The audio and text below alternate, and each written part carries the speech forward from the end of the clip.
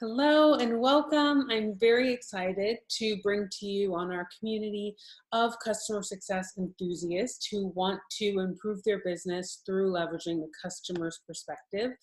As you can see here, I have a very special guest. Her name is Sue Moore. No relation, but a great last name. And she's worn a variety of hats from working in sales to customer service to change management to consulting. And she's combined her talents to pave the way for customer success in Europe. And Sue is also the founder of Success Track Enterprise, a consulting firm that partners with reoccurring businesses in Europe. And she frequently shares her knowledge at events like Pulse and the Web Summit. So we are very, very lucky to have Sue here with us. And Sue, thank you again so much for joining our community here. It's a pleasure, Brittany, and really thanks very much for inviting me. And who knows, perhaps we are related. We don't know, right? So we'll have to look into that later. Exactly. So I first want to start with asking you, in my background, I know you've worn so many different hats all around enterprises and supporting businesses. So what made you really want to settle into customer success over other things that you could have done? Yes. Well, I think it was the result of being in roles which have always been very client focused. And I think over those roles, there was some kind of frustration probably accumulating over the years of saying there's something missing in all this. Okay, I'm doing my best, I'm giving my whole energy to this. And actually, I wore, let's say, the customer success hat before we'd actually even heard of customer success in France. That's where I'm based. I'm based in Paris. And that was about 8 years ago. And I was working for a company which was doing integration. And at that time, we were very much preoccupied with integrating tools, respecting deadlines, respecting budgets. And I proposed to actually put into place something that went beyond that go live milestone for which everybody was celebrating, and really have something which was very outcomes based and customer centric based. So that's when I put into place a, let's say, customer success organization, although it wasn't called that then. In those days, we called it the BBC. So it had nothing to do with television, but it meant boosting business change, but it had all the ingredients of customer success. And I think the reason I am so passionate about it is I think it's because it's probably the first time in business history where we're pivoting the notion of business. And I think up until now, it's always been very short term, selling products and then don't think about anything else, just selling, and great, that's the result, selling. And you make your quotas and that's it. So it's very short-term focused. Whereas now we can no longer survive thinking like that, with that mindset. And we have to think long-term and long-term results. And I think long-term results implicates the human aspect of change. So it's not just about technology, but it's about human beings and how they're going to change their behavior to make sure that whatever technology, whatever it is they're investing in, whatever product, physical product, what they have to do in terms of human adoption, human behavior, readapting to the climates in order to make things work. And that's why I'm passionate about customer success, because I think customer success is the human side of business. I love that answer. And I think you really set us up nicely, because I want to also talk about this great article that you actually wrote a few years ago, but I think it's so prolific and so incredibly relevant today. And it will be linked in the description of this video. And it's called Customer Success of Things, the Darwinian Evolution Approach. And you start with a quote from Darwin that says, "It's not the strongest species that survive, nor the most intelligent, but the ones most responsive to change." And I think we can clearly see all of those parallels now, I think, in 2020. But in your work with clients, and as you said, kind of been doing customer success before we had this formal title, what really sparked this idea of the article, and really accurately paralleling evolution and constant change with the speed and the pace and the challenges of 21st century business? Yeah, and it really is about the fact that I've been very much involved in technological implementations. Let's say for 20 years, that just shows how old I am, I think.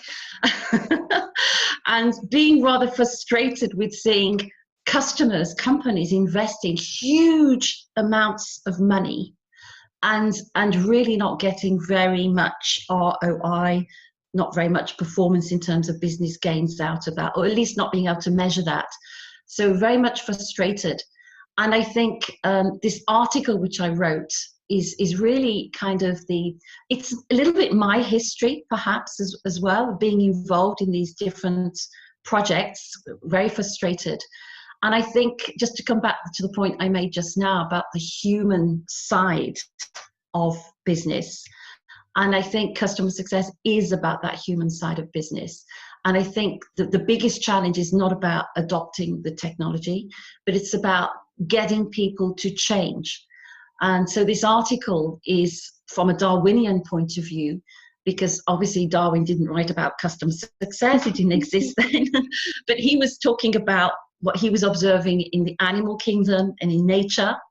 And I make reference in this article to two animals. So one is the moth, and the other one is the snail. And so I like the one about the moth because it was back in my home country, back in industrial England, over 100 years ago, when moths were white and they suddenly became black because they were adapting to their climates where the whole atmosphere was very sooty, with all the industrial pollution. And that's what we're doing now as human beings. We don't have the industrial revolution now, we have the digital revolution. And I think in customer success, I'm not saying that we're all growing wings and suddenly becoming, moths or whatever other animal, but we have to change and we have to know how to do that. And I think customer success is a facilitator for that, because we're helping companies adapt to new environments. I think there's never been such a change, as recently with all the digital change, with the Internet of Things, with all the new tools and new software, cloud, SaaS, everything that we're actually witnessing right now. And I think the problem is that we can't keep up pace with that. Brian Solis, and I mentioned this in the article, was talking about digital Darwinism, and that's when human beings, they can't keep as fast as the pace as which digital change is changing. So I think that customer success has definitely an important role to play in that, and that's why I'm so passionate about it. Yep, absolutely. And in the article, you say that each digital change brings a promise of progress, new experiences, and which are also accompanied by considerable learning curves and adoption, irrespective of our generation. And I think that's really key, and not thinking that, somehow millennials or the younger people, they just get digital and they just know. Because the change is happening to all of us. And I think using digital in business environments is definitely different than using digital or using social media for personal means, for sure. And so what you were just speaking about specifically around, this digital revolution of so many of our customers, and specifically with Internet of Things, they are even having a longer term relationship, as opposed to what you're saying, the short term, it's just you get the sale and then you kind of leave and you never see them again. Whereas if that's right. Oh, go ahead. Yeah, no, that's exactly right. And I think, because of the nature, especially in SaaS, cloud, or it doesn't necessarily have to be technical, it could be any recurring revenue model. So even like in telecom and media, that is the same challenge. And I think because our clients are committing to a year and sometimes more, depending on whatever you're selling, then within that space, there's so much that can happen. So that they're changing all the time. Our clients are changing all the time. They have different contexts, different environments. So as customer success professionals, we have to be on our toes all the time to really understand, what is changing and what is it that we can do, from when they first made their purchase probably 6 months ago. What is it that we can do to help them acclimatize to whatever new context they're actually in? And that's not easy, right? So it really is this long-term partnership of helping each other actually move on and evolve, like the moths that I was talking about in England. No, absolutely. Because, when you buy something one time, I think your expectations are a little bit lower than deciding and committing to be in a 6 to 12 to hopefully longer month relationship with someone. And I think, just the level of ROIs and the expectations are very, very different. And so even this whole idea of Darwinism in a sense of evolution, of things have to keep changing and keep growing and evolving, really comes into play when you're working with the customer for 12 months, as opposed to just a one-time purchase. Exactly. And also I would add as well, I think with customer success, what's really interesting, that you have this notion of digital Darwinism towards the customer, but also internally, because I've seen a lot of companies when they're first putting into place customer success, that in itself is an evolution of the customer mindset, of the company mindset, sorry. So that again, you have that notion of transition, evolution internally within the company, and how customer success is then going to become part of the corporate identity, the corporate deep DNA. And that in itself is a change. If real customer success, real customer centricity, I think is going to take place. Yeah, absolutely. And so you talked about the shells, the snails and the moths, but I love your other animal, which is a more fictional, Adaptus rex, the chameleon, who seamlessly blends into the existing environment. And so I love that you just spoke about, the evolution and the change within our companies itself of becoming more customer centric, but also the customers that we serve in those companies. And you mentioned this in the article and in our conversation, that it's not about the technology itself, which I think is so critical to understand, but it's really about how that technology fits harmoniously into the organization's processes, methodologies, and their own, specific desired outcomes. So I'm wondering, can you talk a little bit more about how that seamless or of course it's not always seamless, but how that goal of seamlessly fitting into our customers' environments, how that looks like? Yes, and I think that's one of the biggest challenges for customer success. And coming from a change management background and seeing how a lot of companies really, at least, a few years ago, they used to look at technology as just a tool challenge, right? What you need to press on, what you need to integrate.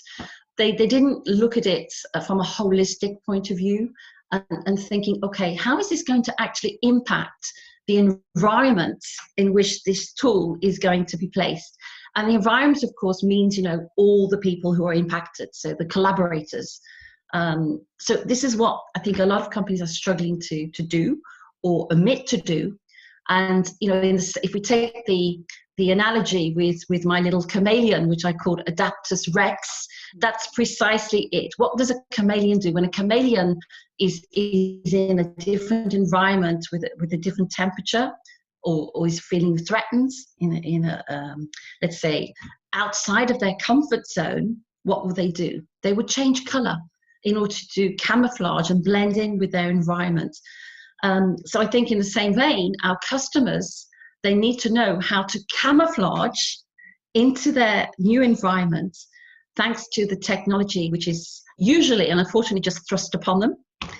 And they don't know how to adapt to that. So customer success is there to help.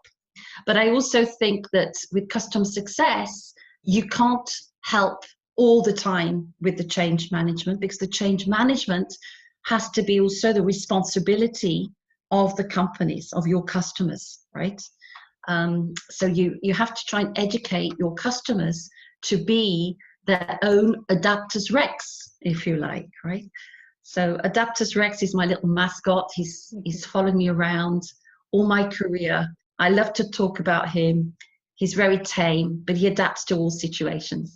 I love that analogy. I love the picture as well. It's great. And I love that you kind of went right into my next question of what I see as kind of this balance of, yes, we need to help our customers adapt, but then our customers also needing to create their own, priorities, and really, I think, their own motivation for wanting to adapt as well. And so, in terms of customer success managers or people, in charge of customer success within an organization, I would sometimes struggle with this idea of how often do we reach out to the customers and try to kind of bring them along and tell them about great new changes and how it could, give them use cases and spark ideas versus, not wanting to be seen as too aggressive or bulky or clunky or, not the most subtle or, even camouflage ourselves in the way that we reach out to customers,